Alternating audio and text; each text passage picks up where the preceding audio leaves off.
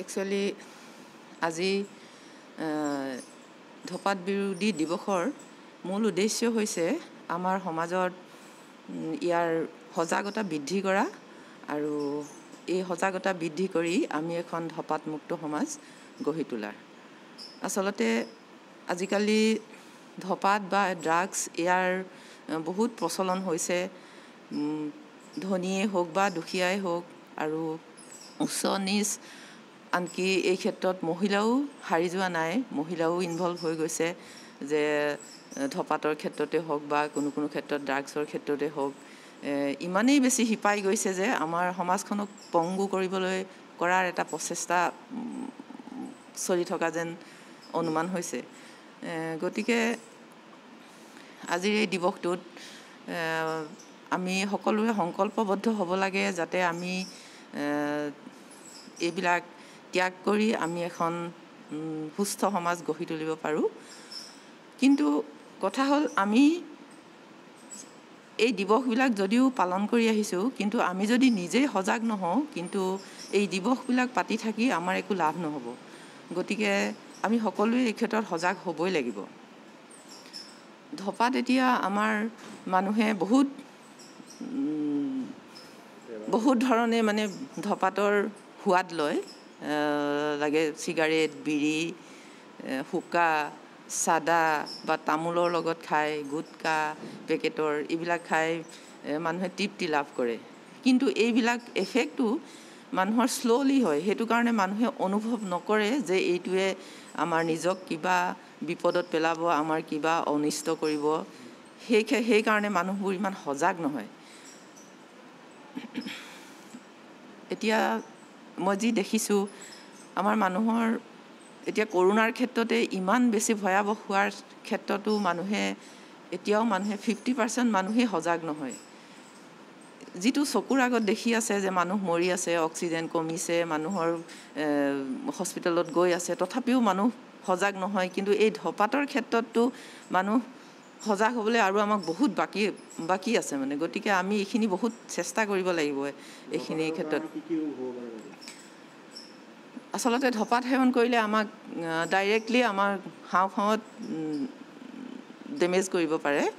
হাওঁফাওঁত damage কৰি আমাৰ chronic কাহ, মাজে মাজে যিটো কাহ কয় সেইটোক আমি ক্ৰনিক কাহ বুলি, ক্ৰনিক কাহ হ'ব পাৰে, উশাহ লোৱাত কষ্ট হ'ব পাৰে, এমফাইচিমা, ব্ৰংকাইটিছ, তাৰপাছত আমাৰ লাং কেঞ্চাৰ আৰু পালমনেৰী টিবিও মানে হোৱাৰো সম্ভাৱনা বাঢ়ি যায় এই ক্ষেত্ৰত।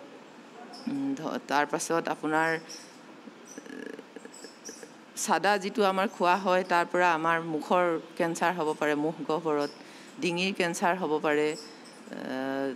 লাংছৰ ক্ষেত্ৰত আমাৰ ইস্কেমিক হাৰ্ট ডিজিজ কওঁ, যিটো আমি তেজৰ পৰিমাণ যিটো কমি যায়, তেজৰ চাৰ্কুলেশ্যন, সেই অসুখটো হ'ব পাৰে, হৈ আমাৰ হাৰ্ট এটেক হৈ মানুহৰ মৃত্যু হ'ব পাৰে। ব্ৰেইনৰ ক্ষেত্ৰতো তেনেকৈ তেজৰ পৰিমাণ কমি গৈ ব্ৰেইনতো এফেক্ট কৰিব পাৰে, আমাৰ লিভাৰত এফেক্ট কৰিব পাৰে, ষ্টমাক, পেংক্ৰিয়াছ, কিডনী, দেহৰ সকলো অংগতেই ধপাতে মানে আমাক ধ্বংস কৰিব পাৰে। মুঠৰ ওপৰত আমাৰ গোটেই দেহতেই ধপাতৰ যিটো এফেক্ট হয়, সেইটো খুব বেয়াকৈ আমাৰ প্ৰভাৱ পৰে।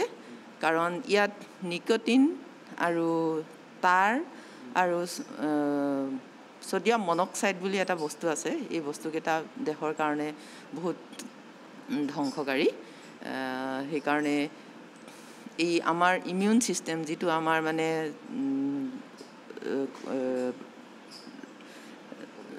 ৰোগ প্ৰতিৰোধ ক্ষমতা যিটো, সেইটো বস্তু মেইন, সেই ছিষ্টেমটোত আমাক ধ্বংস কৰি মানুহক মানে মৃত্যুৰ মুখলৈ ঠেলি দিয়ে। এতিয়া কিছুমান হেৰিত গম পোৱা গৈছে, এতিয়া আমাৰ more than 10 মিলিয়ন মানুহ আমাৰ ইণ্ডিয়াত বছৰত more than 10 মিলিয়ন মানুহৰ মৃত্যু হয় ধপাতৰ কাৰণে।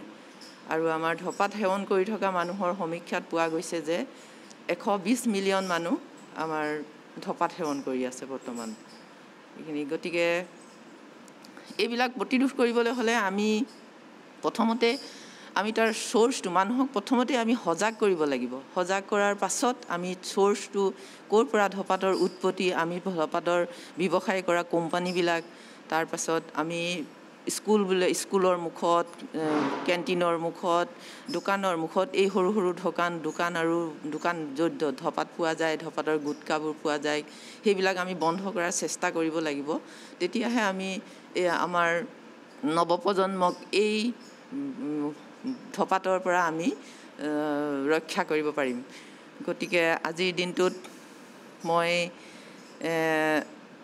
আমাৰ সকলো নৱপ্ৰজন্মলৈকে মই এটা বাৰ্তা দিব বিচাৰিছোঁ যে সকলোৱে আমি মিলি একেলগ হৈ এখন ধপাতমুক্ত সমাজ গঢ়ি আমি যেন আগুৱাই যাব পাৰোঁ তাৰ কামনা কৰিলোঁ